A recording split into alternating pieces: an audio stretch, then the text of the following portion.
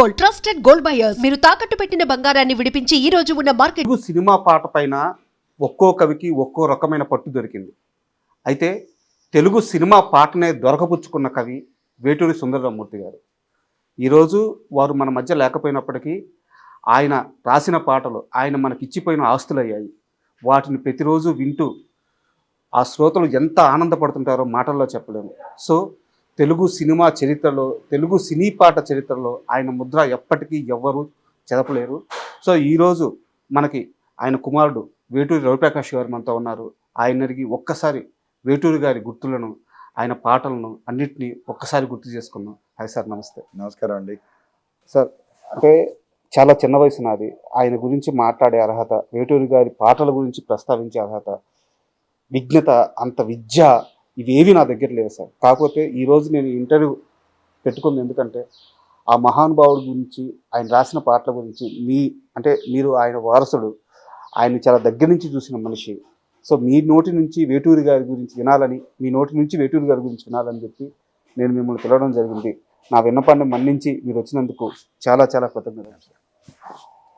Sir, నాన్నగారి విషయానికి వస్తే, మామూలుగా వేటూరి సుందరరామూర్తి అంటే అందరికీ ఆయన ఒక పాటల రచయిత, అద్భుతమైన పాటలు రాశారు, అద్భుతమైన అవార్డులు ఇవన్నీ తెలుసు. బట్ ఆయన చాలా సంవత్సరాలు పాత్రికేయుడుగా పనిచేశారంట, జర్నలిస్ట్గా పనిచేశారంట. సినిమాల్లోకి రాకముందు జర్నలిస్ట్గా రావాల్సిన అవసరం ఏమవుతుంది సార్? అసలు సినిమాల్లోకి రావాలని ముందు అనుకోలేదు. మా కుటుంబ నేపథ్యం అంతా కూడా సాహిత్యానికి, సంగీతానికి సంబంధించింది. సార్, చాలా వరకు వైద్య వృత్తికి సంబంధించినటువంటి నేపథ్యం అండి. మా పూర్వీకులు కూడా కొన్ని తరాలుగా సాహిత్యం, వైద్యం, సంగీతం అట్లా పొడిపుచ్చుకొని సాధన చేస్తూ వచ్చినటువంటి వంశము. మరి స్వతహాగా ఆయనకి చిన్నప్పటి నుంచి వారి తల్లిదండ్రుల దగ్గర నుంచి కానివ్వండి, పెదనాన్నగారు వేటూరి ప్రభాకర్ శాస్త్రి గారి గురించి కానీ, పరిచయస్తులు, బంధువుల దగ్గర నుంచి వచ్చేది సాహిత్యం, సంగీతం. ఈ ప్రక్రియలోనే ఆయన చిన్నప్పటి నుంచి పెరగటం వల్ల స్వతహాగా ఆయనకి సాహిత్యం మీద మక్కువ ఏర్పడటం. అదేవిధంగా విశ్వనాథ సత్యనారాయణ గారి రచనల మీద ప్రభావితమై ఆయన డిగ్రీ చేసేటప్పుడు విజయవాడ SRR కాలేజీలో ఆయనకి BA తెలుగులో సీట్ దొరకకపోతే BA ఎకనామిక్స్ తీసుకుని ఆ క్లాసులు ఎగ్గొట్టి విశ్వనాథ సత్యనారాయణ గారి క్లాసులు అటెండ్ అయ్యేవాడు ఆయన. ఓకే. అంటే ఎలా ఉండేదంటే ఆ రోజుల్లో తెలుగు సాహిత్యం మీద అప్పటికే నిండిందంటే, ఇప్పుడు BA తెలుగు అంటే చాలా ఖాళీలు ఉంటాయి. కానీ ఆ రోజుల్లో క్లాస్ నిండిపోయి బయట క్లాసుల వాళ్ళు కూడా వచ్చి విశ్వనాథ సత్యనారాయణ గారు లాంటి మహనీయులు లెక్చర్స్ ఇస్తూ అంటే వినేటువంటి రోజులు. వీళ్ళు నుంచి వినేవాళ్ళు ఆయన ఎన్ని గంటలు చెప్పినా కూడా. అట్లాగా ఆయన తెలుగు సాహిత్యం మీద మక్కువ పెంచుకుంటూ వారి పెదనాన్నగారి దగ్గర కొన్ని మెళకువలు నేర్చుకుని, ముడి తెలుగు, ప్రాచీన తెలుగు ఎట్లా ఉండేది అని, మాటలు ఎలా ఏర్పడ్డాయి అవన్నీ ఆయన దగ్గర కొన్ని మెళకువలు నేర్చుకుని అట్లా సాధన చేసుకుంటూ వచ్చారండి. ఈ వృత్తిలో ఉన్నప్పుడు ఈ సాహిత్యం మీద మక్కువ ఉన్న వాళ్ళకి దగ్గరగా ఉండే ప్రొఫెషన్ జర్నలిజం. సో ఆయనకు చిన్నప్పటి నుంచి ఆయనకి ఒక 10-12 ఏళ్ల వయసు నుంచి ఆయనకి పాటలు రాయటం అంటే చిన్న చిన్న మనం కూడా పాడుకుంటూ ఉంటాం ఎప్పుడన్నా. కొంచెం విలేజ్ నేపథ్యం ఉన్నవాళ్ళు కానివ్వండి, సాహిత్య ప్రవేశం ఉన్నవాళ్ళు కానీ, చిన్నగా వాళ్ళు ఏదో వాళ్ళ మనసులో ఉన్న మాటలను కాగితం మీద పెట్టుకుంటూ వస్తూ ఉంటారు. అది అందరికీ సహజంగా ఉండేటువంటి. అలాగే ఆయన విస్తృతంగా అలా పద్యాలు కానీ పాటలు కానీ రాసుకుంటూ ఉండేవాడు. ఇది చూసి ముత్యాల రాజా గారు, ఇప్పుడు ఎవరైతే నాగార్జున సాగర్ డ్యామ్ కట్టించున్నారో వారు మా ఫాదర్కి ఫ్రెండ్. ఓకే. ఆయన చూసి ఇంత అభిలాష ఉంది కదా తెలుగు సాహిత్యం మీద, నువ్వు జర్నలిజంలో చేరితే బాగుంటుందని చెప్పి ఆయన తీసుకెళ్లి నార్ల గారి దగ్గర పెట్టారండి. First he joined in Indian Express English magazine, English దినపత్రికలో మెడ్రాస్లో. అక్కడ చేసిన 3 నెలల తర్వాత తెలుగు డివిజన్లో ఖాళీ ఏర్పడితే నార్ల గారి దగ్గర చేర్పించారు. అట్లా నార్ల గారి శిష్యరికం చేస్తూ ఆయన దగ్గర నుంచి జర్నలిజంలో ఉండేటువంటి మెళకువలు కానివ్వండి, ఏ విధంగా పత్రిక నడిపితే బాగుంటుంది అనేది ఆయన దగ్గర నేర్చుకుని అట్లా జర్నలిజం మీద ఒక మక్కువ ఏర్పరచుకున్నారు.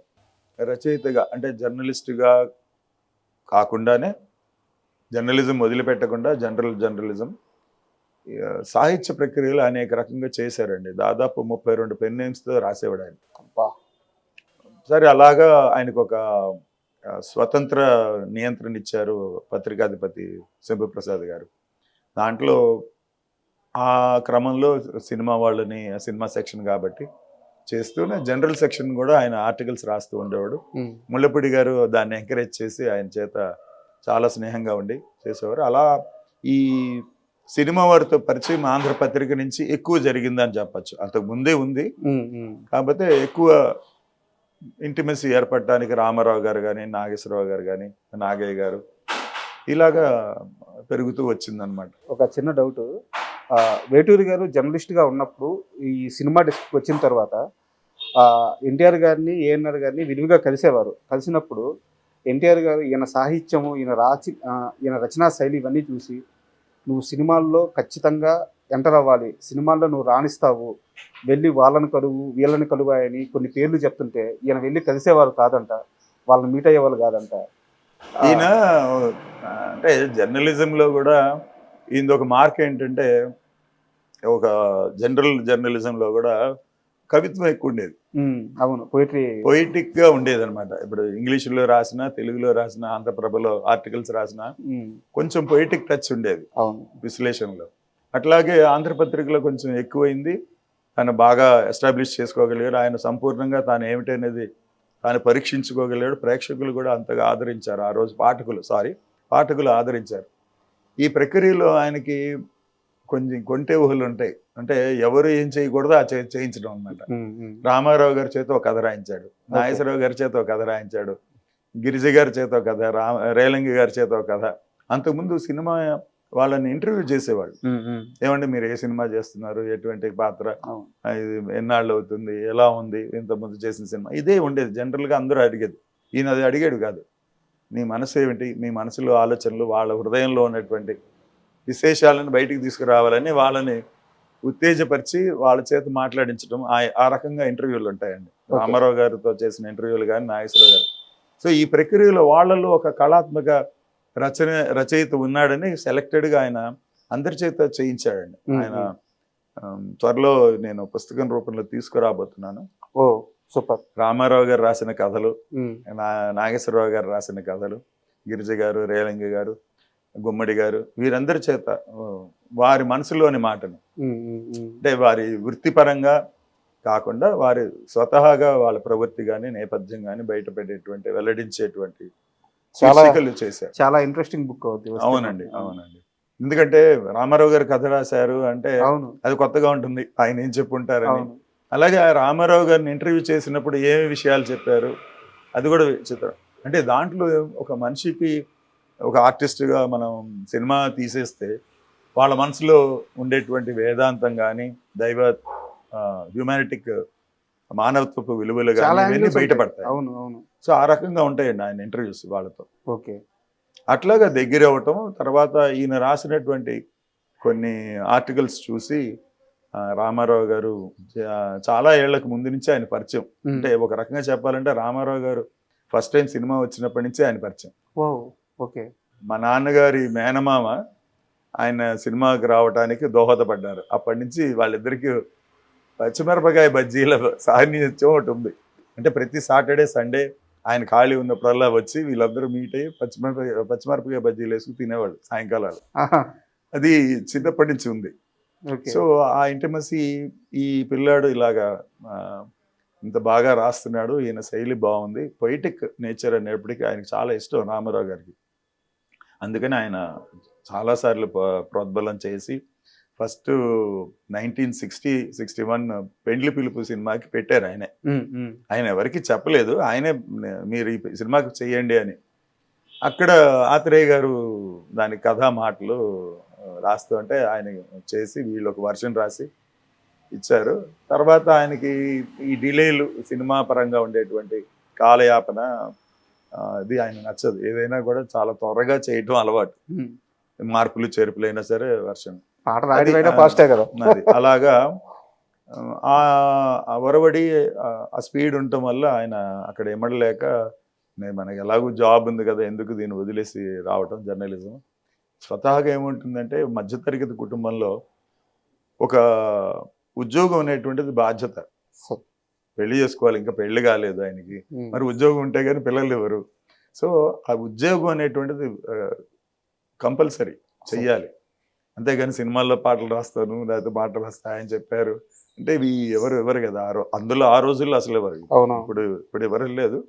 ఆ రోజుల్లో ఉన్నటువంటి సమాజ పరంగా ఉన్నటువంటి రెస్ట్రిక్షన్స్లో అసలు ఎవరు. అదొక బాధ్యత. ఒక యువకుడు పట్టభద్రుడైతే ఉద్యోగం చేయాలి అంతే.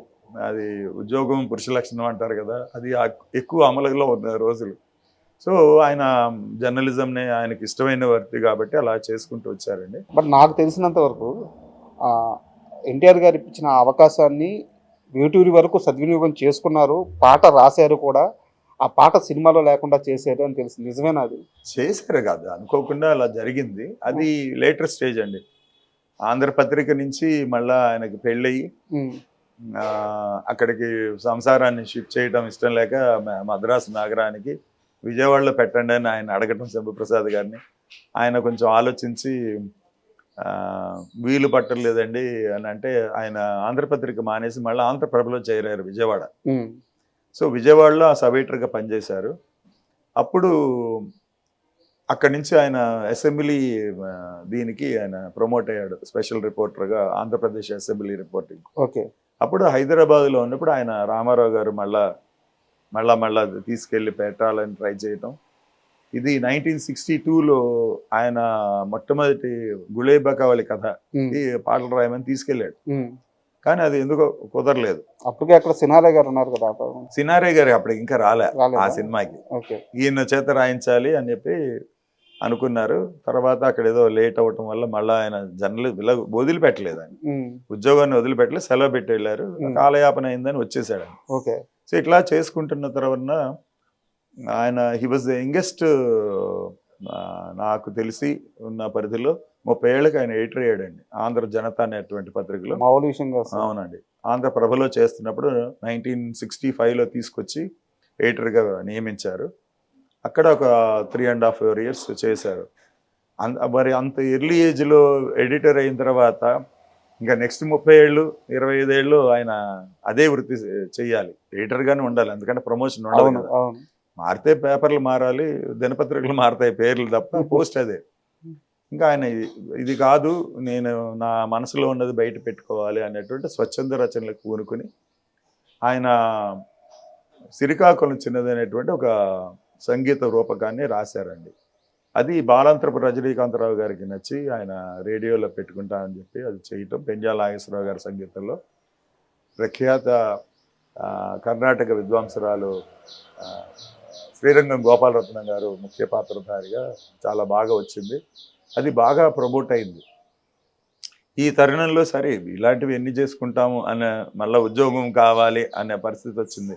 అంటే స్వచ్ఛంద రచన చేసి పుస్తకాలు ప్రచురించుకొని లేకపోతే ఇంకో రకంగా ప్రాముఖ్యత తెచ్చుకోవడం కంటే ఒక బాధ్యతాయుతమైనటువంటి ఉద్యోగంలో ఉంటే బాగుంటుందని అనుకుంటున్న తరుణంలో చక్రపాణి గారు ఆల్రెడీ అంతకుముందు పరిచయం ఉండటం, వాళ్ళకి మద్రాసులో ఉద్యోగం చేస్తున్నప్పుడే ఆయన ఒక 4 స్క్రిప్ట్లు వర్క్ చేసి ఇచ్చారండి విజయ సంస్థకి.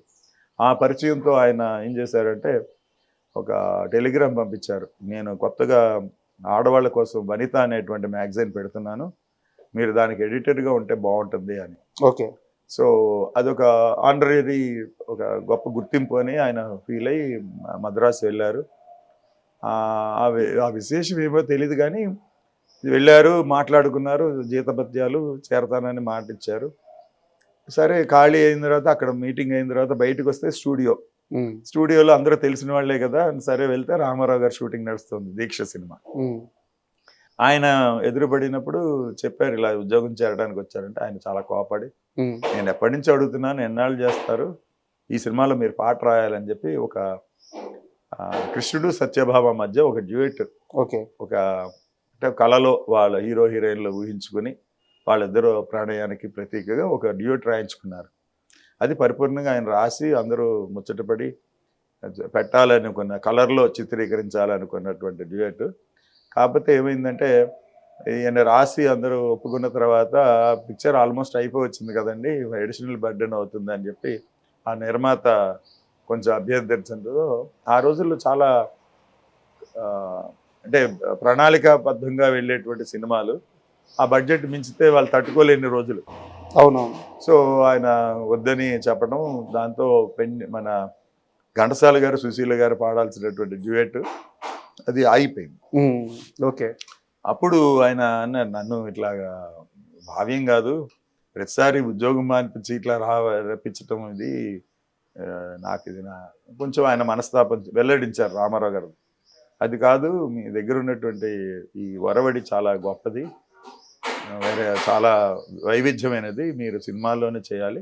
మీరు రాసినటువంటి ఈ సిరికాకుళం చిన్నది నేను విన్నాను, దాంట్లో నేను 2 క్యారెక్టర్లు వేస్తా అన్నాడు. దాంట్లో రాజుగా కృష్ణదేవరాయలు గారి క్యారెక్టర్ అండి, కథాపరిచయం చిన్నగా. ఒక బ్రాహ్మడు విలన్గా ఉంటాడు, వాళ్ళ ఫ్రెండే. ఆ 2 క్యారెక్టర్లు వేస్తాను, విలన్ క్యారెక్టర్ను రాజుగారి క్యారెక్టర్ 2 వేస్తాను. మీరు అప్పుడు వడ్డే రమేష్ గారు అని చెప్పి విజయవాడ వారు ఆయన కాల్ షీట్ కోసం తిరగటం, నేను ఆ సినిమాని ప్రొడ్యూస్ చేస్తానని ముందుకు రావటం. ఇప్పుడు దర్శకుడు ఎవరు అనేటువంటి దీంట్లో ఆయన సూచించారన్నమాట, విశ్వనాథ్ గారు అయితే బాగుంటుంది అని. వాళ్ళు అప్పటికి పని చేయట్లేదు కలిసి, ఒక సినిమా చేశారు, తర్వాత వారికి ఉన్నటువంటి విభేదాల వల్ల విడిపోయారు. సో ఆయన విశ్వనాథ్ గారు అయితే బాగుంటుంది, ఆయన్ని మీరు కన్సల్ట్ చేయండి, నాకు ఇష్టం ఉంది, నేను చేస్తాను అని అంటే, అప్పుడు ఫాదర్ ఆయన నాకు పరిచయం లేదు కదా అని చెప్పి గొల్లపూడి మారుతీరావు గారి సాయంతో ఆయన పరిచయం చేసుకున్నారు.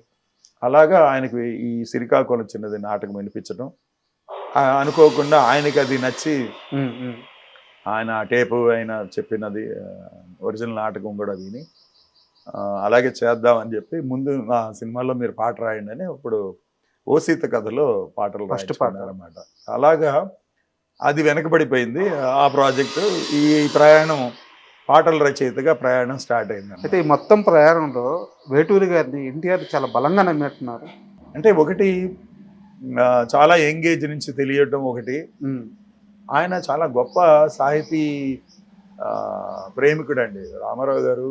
మామూలుగా సినిమాల్లో కనిపించే మనిషి కాదు, చాలా ఆయనకి సాహిత్యం మీద మంచి పట్టు ఉంది. చాలా తరోగా ప్రతి విషయాన్ని అడిగి తెలుసుకుని, ఆయన ఒక స్క్రిప్ట్ ఒక ఇంటర్వ్యూలో చెప్తారు ఫాదర్తో, ఆయన దగ్గర ఎన్ని స్క్రిప్ట్లు ఉన్నాయి, ఎన్నేళ్ళ నుంచి ఉన్నాయని.